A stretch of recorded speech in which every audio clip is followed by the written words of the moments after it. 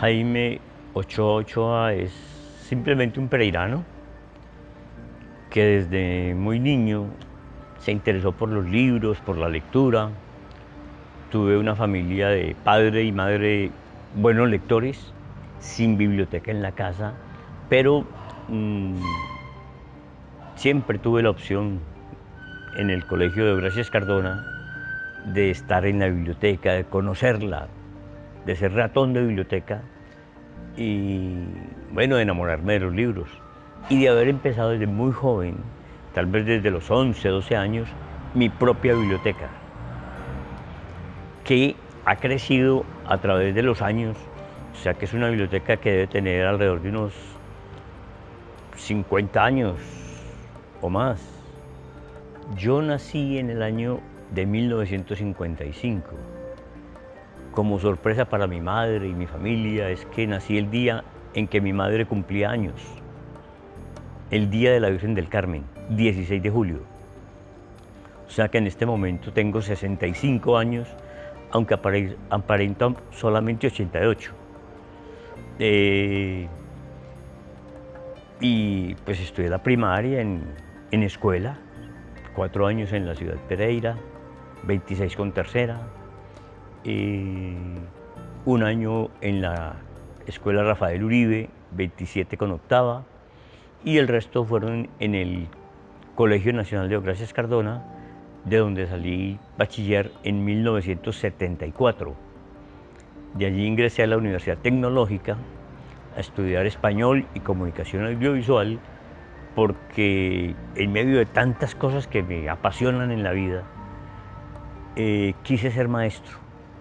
Cuando tuve la opción de prestar el servicio social como estudiante de grado sexto, de grado sexto en esa época, actual grado 11, pues fui profesor y me enamoró la profesión. Y definitivamente sí creo que en eso no me equivoqué. Realmente me ha dado demasiadas satisfacciones poder encontrar a lo largo de mi vida grandes alumnos que son maestros y que son los mejores maestros, porque son personas muy preparadas, muy capacitadas, especializadas.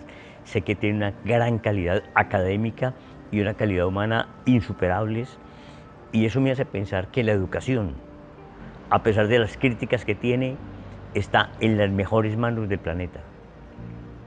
Y por supuesto, no solo educadores, arquitectos, médicos, ingenieros, escritores. Bueno, ha sido una tarea bellísima que fue visible pues como empleado de la educación, como servidor público, más de 42 años.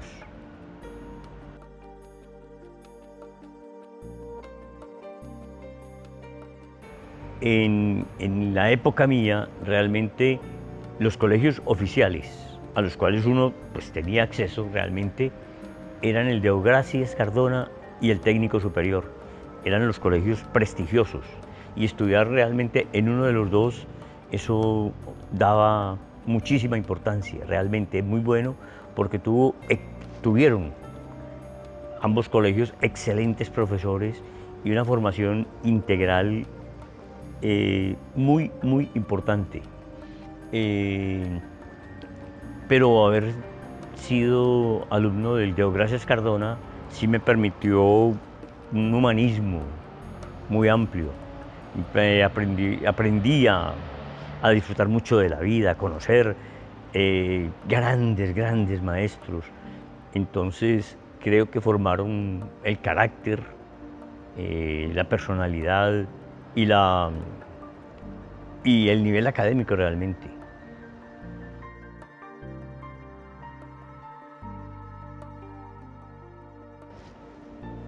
Es una historia que de pronto he repetido, pero que es fundamental. Mi padre tenía una tienda en la carrera cuarta entre 22 y 23. Yo nací ahí realmente, y ahí me crié los primeros 18 años de mi vida. Y en esa tienda existía pues la venta de mercados, muchas cosas, leche, panela, papas, pues todo el cuento. Nos tocaba llevar mercados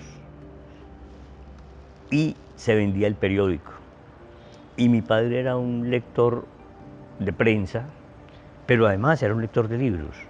Entonces, desde ese momento, creo que esa formación, esa pasión por la lectura surgió gracias a que mi padre y mi madre, por supuesto, en casa ella leía. Y hasta los 94 años que falleció, ella fue lectora y leía sin gafas. Mi encuentro con las bibliotecas, realmente, cuando estaba en el Colegio Nacional de Aurelius Cardona, Colcultura, actual Ministerio de Cultura, lanzó una edición de libros que eran a 3 pesos y salían todos los sábados. Y yo salía urgente a conseguir el librito. Eran unos libros pequeños realmente, ¿no? Bueno, algunos voluminosos, de cuentos mexicanos, del Perú, de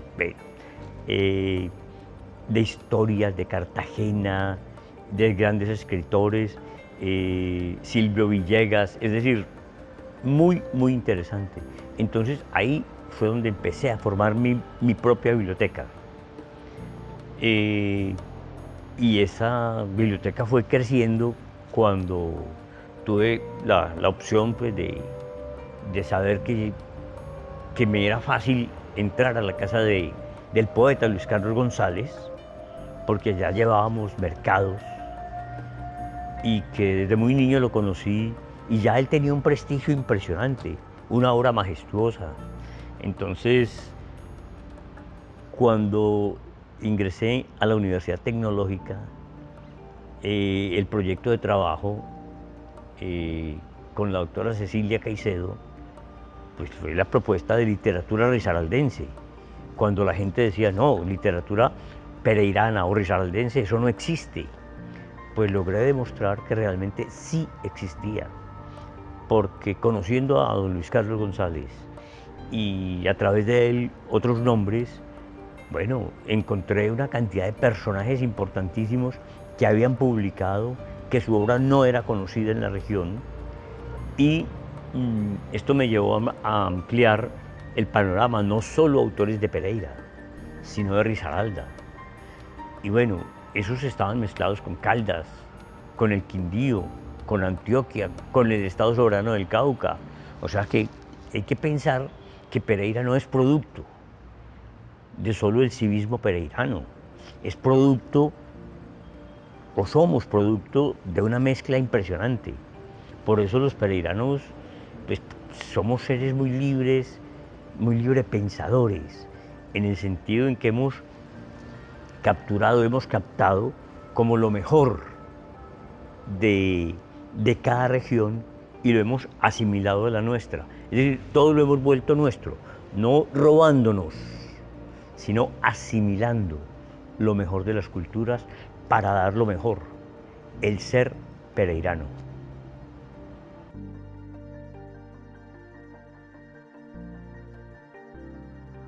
No, pues la primera gran sorpresa es que los escritores aquí realmente eran invisibles. No eran siquiera reconocidos o respetados, ¿no? Ser escritor no era una cosa excepcional. Es más, ni lo sigue siendo, desafortunadamente. Pero cuando empecé a trabajar sobre literatura regional en los años 70, empecé a ver que había novelistas. Había un hombre como Euclides Jaramillo Arango, que ya había publicado en el 1959 Un campesino sin regreso, una novela muy bella sobre la violencia, y que recomiendo, pues, la lectura de la novela, pero hay un capítulo bellísimo sobre la tierra, sobre qué es la tierra para el campesino. Bueno, y esto me llevó a vincularme más, porque Euclides vivía en Armenia y hasta allá fui a entrevistarlo. Nos hicimos muy buenos amigos, nos veíamos en Pereira, en Armenia, además de ser él un folclorólogo impresionante. tuve muchos nexos con Manizales, Armenia, y empecé a conocer una cantidad de personajes y pienso que fue cuando empecé a recolectar, a coleccionar los autores regionales. Y no es el intento de dividirlos por departamentos, ¿no? Porque resulta que, vuelvo al Euclides, Euclides es pereirano, pero toda su obra está hecha realmente en el Quindío. Adel López Gómez, quindiano, pero toda su obra está en Antioquia inicialmente y luego en Manizales. Entonces, todos tienen unos vínculos impresionantes, son regionales. O sea, esto de eje cafetero está creado hace mucho tiempo, con lo del viejo Caldas, que hubo una división, pero que siempre hemos estado unidos como una sola fuerza, como una sola región, con división administrativa, pero realmente con muchos intereses intelectuales, artísticos, culturales comunes para las tres ciudades capitales y pues para sus municipios satélites. En esa época también me hice amigo de Hugo Ángel Jaramillo, un hombre fantástico, precioso, y una calidez y una calidad humana increíble. Un hombre que empezó a estudiar desde tercero de primaria, porque cuando llegó a estudiar ya sabía leer, escribir, matemáticas. Entonces cuando lo matricularon ya pasó a tercero. Su señora madre, doña Amelia, le había enseñado y realmente estudió muy poco, escasamente terminaría la primaria. Y sin embargo era un hombre juiciosísimo, se dedicó a la historia. Entonces ya mi interés no fue solamente por lo literario, sino por lo histórico. Pero es que eso histórico nos lleva a conocer todo el panorama literario, artístico. ¿Sí? Y bueno, no fui amigo de él, pero sí conocí un hombre fantástico también, el doctor Benjamín Baena Hoyos, profesor, gran poeta y un novelista con una obra extraordinaria. El río corre hacia atrás. Es un guión cinematográfico perfecto que un fotógrafo y guionista pereirano, bueno, de Belén de Umbría, pero creo en Pereira, Antonio Gallego, quiso hacer el guión, estaba haciendo el guión de ese libro, desafortunadamente falleció. Bueno, conocí en esa época al flaco Marín, pero Alfonso Marín Hernández, y una cantidad de gente que escribía. Alcancé a conocer a Alba Lucía Ángel sin ser amigo de ella, porque a la casa de ella llegaban Gonzalo Arango. Entonces conocí a Gonzalo Arango, pues por lo menos de verlo, y tengo el recuerdo de él. Entonces también me interesé mucho por esos poetas nuevos, por el nadaísmo, por todos esos movimientos que se daban, y que en Pereira había poetas nadaístas.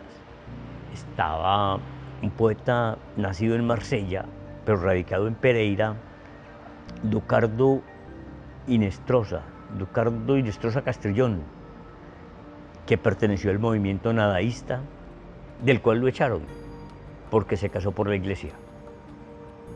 Y curioso, Eduardo Escobar, un poeta nadaísta, se casó con una pereirana, Amparo Oliveros Marmolejo.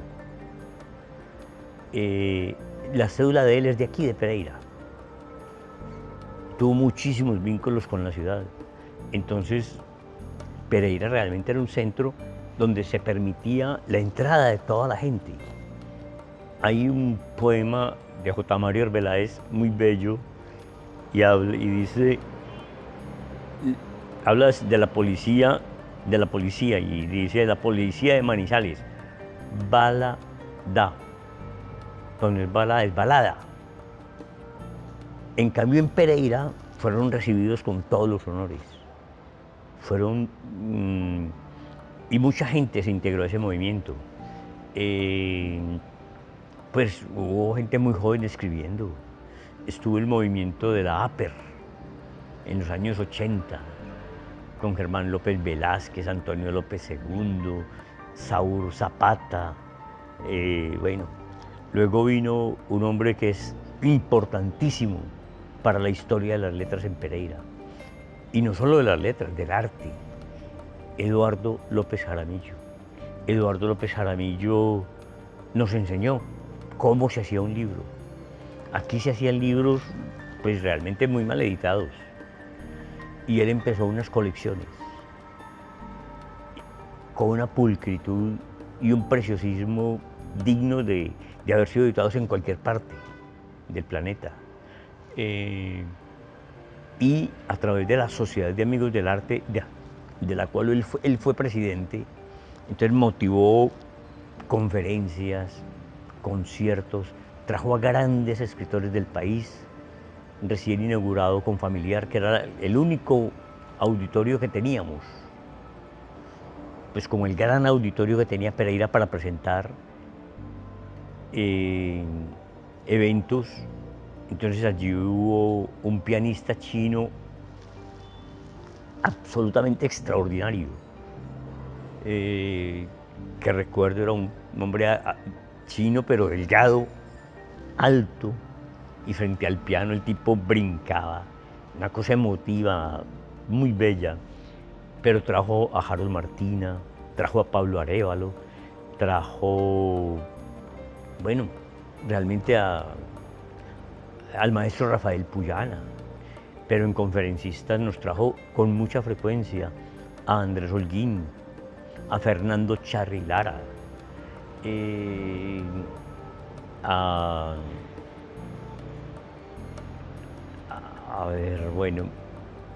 a Eduardo Carranza. Uy, eso era ver un príncipe, ver a Eduardo Carranza. Un hombre de una elegancia suprema, pero un poeta de una delicadeza y de una ternura con la gente. Entonces era que uno se podía, no que ellos se untaran de pueblo, sino que el pueblo podía untarse como de su pasión, de su literatura, de su arte.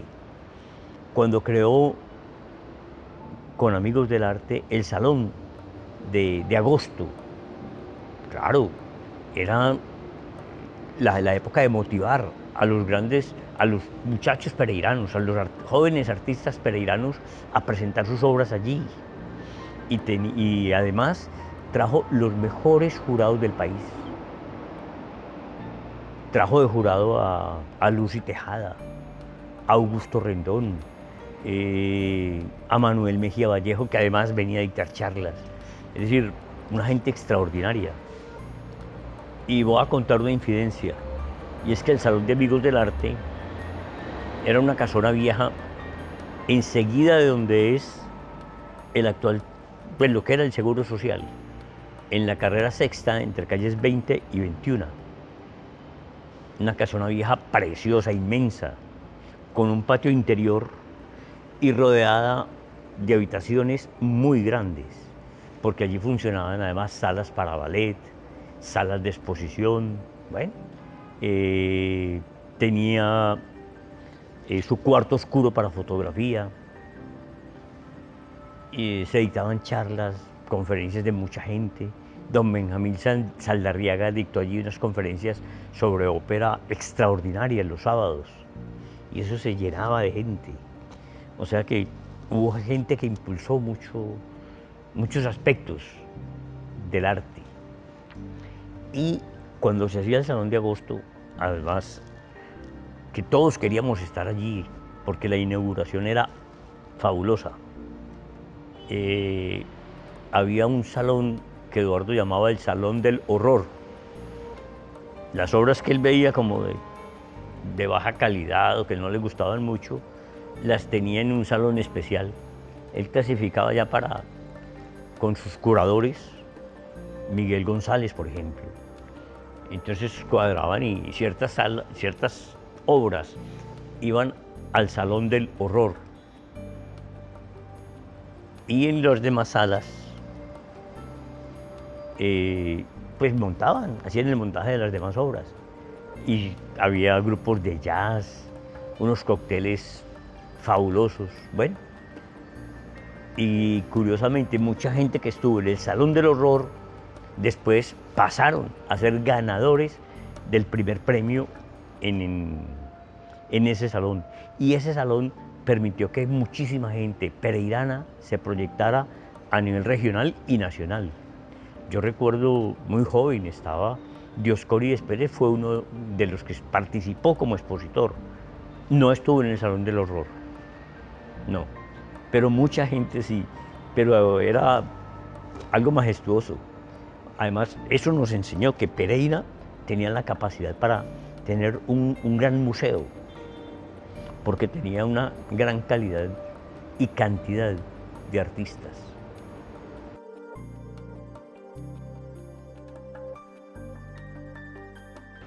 Bueno, realmente la aparición de la Sociedad de Amigos del Arte para Pereira fue muy, muy importante, porque era amigos del arte, y no de una sola expresión del arte, sino el conjunto. Así como hubo grandes exposiciones de pintura, de fotografía, y del cual quedan artistas reconocidísimos. Hablaba de Dioscórides Pérez, pero estaba Juan Salazar, fotógrafos Fernando Henao Díez, es decir, toda la gente que se formó realmente en la época, todos se expusieron allí. Y es gente que sigue vigente en el arte. Muchos grupos musicales, grupos de ballet, con Jaime Mejía, un gran bailarín pereirano, ya fallecido, y el ballet de Ana María, que era una cosa fantástica, realmente era el mejor ballet de la región. Y además tuvo personajes de orden cívico, como el doctor Nacianceno Marulanda, que era presidente. Ahí estuvo el doctor Santiago Londoño. Y traían además conferencistas de Bogotá, de Manizales. O sea, era una entidad completamente viva. Era una entidad completamente viva en actividades. Las solas conferencias sobre ópera eran extraordinarias, que además le entregaba a uno, don Benjamín, en fotocopias no, en mimeógrafo, y toda la historia de la ópera sobre la cual iba a hablar. Y por supuesto, la escuchábamos en unos discos preciosos. Bueno, y Amigos del Arte fue fundamental porque realmente generó un movimiento, una conciencia artística del ser pereirano. Eso yo creo que hay que agradecérselo a esa entidad, que desde muchísimo antes de que llegara Eduardo ya había empezado, pero tuvo un gran impulso con Amigos Amigos del Arte con la llegada de Eduardo López Jaramillo. Bueno, luego pues movimientos ciudadanos hicieron que Eduardo se retirara y simplemente la sociedad se la parrandearon, se la feriaron. Tenía una colección arqueológica bellísima y esa colección desapareció. Las pinturas, nadie da cuenta de ellas, porque tenía una colección muy bella, una pinacoteca muy importante. Bueno, la biblioteca también, los pianos. Yo recuerdo finalmente un gran piano que había en la última sede que tuvo Amigos del Arte, que fue en la caseta del lago Uribe. Pero allí una cantidad de gente iban allá a jugar, a dañar, a feriar los libros, a robárselos. Y a pensar que el piano era un juguete, entonces lo dañaron y finalmente la entidad se acabó y las obras de arte desaparecieron. Amigos del Arte, ¿qué dejó? Dejó, creo que la primera sumatoria de artistas regionales, no solo pues, de Pereira, sino de la región. Dejó unos nombres muy, muy importantes. Rafael Echeverry, por ejemplo, un hombre de Santa Rosa de Cabal, pero un tipo de un prestigio internacional increíble. Falleció muy joven. Bueno, y que los grandes artistas reconocidos como Lucy y Hernando Tejada fueran jurados y vinieran y participaran de los eventos allí, eso fue importante. Que dejó una memoria importantísima que hay que recuperarla, porque de allí realmente podemos decir es el gran inicio de los artistas nuestros, y que además propició que se fundamentara con la Escuela de Bellas Artes, que funcionaba en el tercer piso de la Casa Cural de los Claretianos, en el Lago Uribe, enseguida de la iglesia de Claret. Grandes profesores, Iber Rajal, por ejemplo, en cerámica, el maestro Mario Restrepo, Mario Bustamante, un hombre exigente, pero un gran maestro en talla en madera. Pues muchos artistas eran profesores. Entonces, pues ahí yo también estudié con ellos. Y allí funcionaba además el grupo de teatro de María Antonieta Mercuri, que luego fue el grupo de la Universidad Tecnológica, y María Antonieta formó la mejor gente del teatro. Y pienso que no solo del teatro en Pereira, sino en Colombia. Es que tuvo unos actores de una calidad impresionante, porque ella realmente, María Antonieta, y es de destacarlo siempre, fue una gran actriz, pero además de ser actriz, era una gran directora, una mujer comprometida, que amaba el arte, que exigía mucho en su trabajo, pero que además lo daba absolutamente todo, hasta el último instante de su vida. Pienso que Pereira tiene una deuda enorme con María Antonieta Mercuri y con su memoria.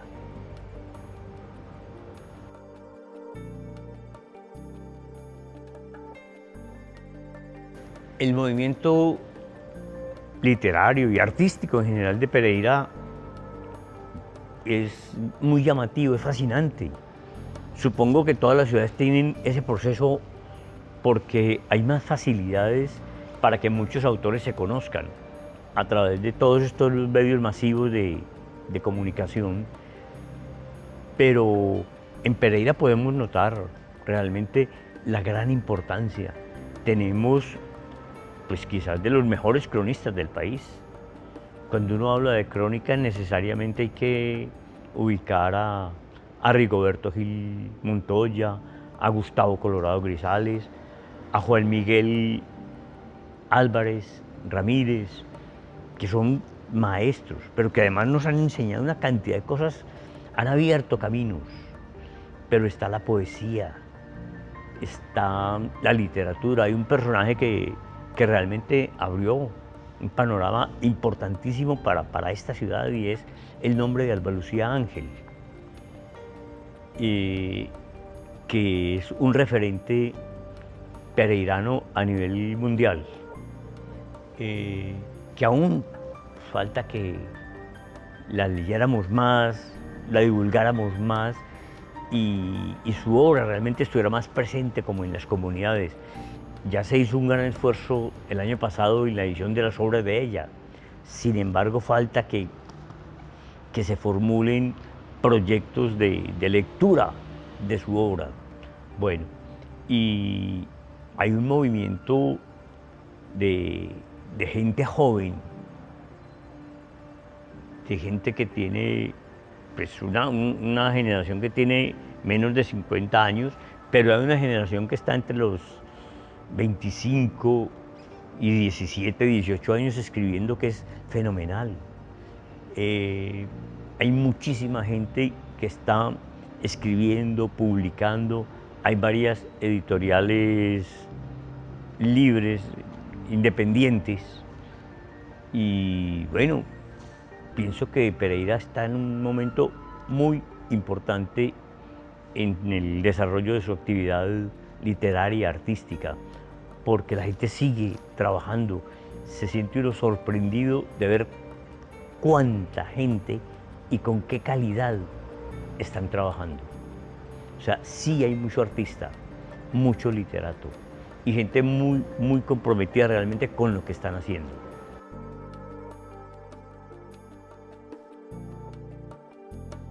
Esa biblioteca yo la empecé desde muy joven y empecé como una biblioteca muy general, pero me fui especializando en los temas regionales y creo que es la biblioteca que más autores, no solo de Risaralda, sino del eje cafetero, de Antioquia, del Estado Soberano del Cauca, que comprende en este caso Nariño, Cauca, Valle del Cauca, Chocó, el Tolima, que además fue colonizado por tolimenses, por antioqueños. Bueno, es una biblioteca que tiene muchísima variedad y que recoge, pues intenta recoger toda la producción escrita de nuestros autores. No hay restricciones porque me guste o no un autor, porque sea de una región o no. Al contrario, es integrar. Y yo no quiero, alguien me acusaba de que yo quería que volviéramos al viejo departamento de Caldas. No, no, no, no. Eso ya es una cosa administrativa, no es. Lo que quiero es integrar una cultura regional que además nos represente más ante el país.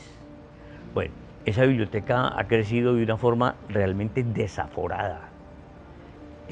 Puede tener en este momento muchísimo más de 30.000 libros y ha servido para muchísimas investigaciones, muchos trabajos, trabajos de la Universidad Tecnológica, de la Libre, de la Católica, bueno, en fin, para muchísimas investigaciones ha sido fundamental. Casi que cada trabajo de investigación que se haga en Pereira se hace, pues por lo menos, si no es toda, sí con base en la bibliografía que yo puedo brindar. Bueno, desafortunadamente las administraciones políticas son difíciles de manejar, pero cuento que en el año 2000, un año importante porque empezó mi biblioteca en el edificio de rentas o Palacio de la Cultura Alberto Mesa Badía, aquí en la 17 con 10.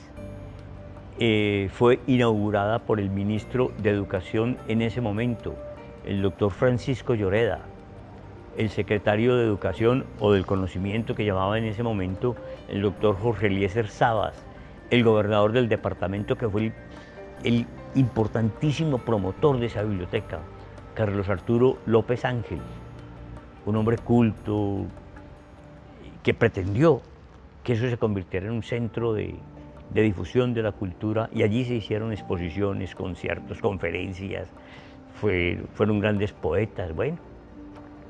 Y finalmente,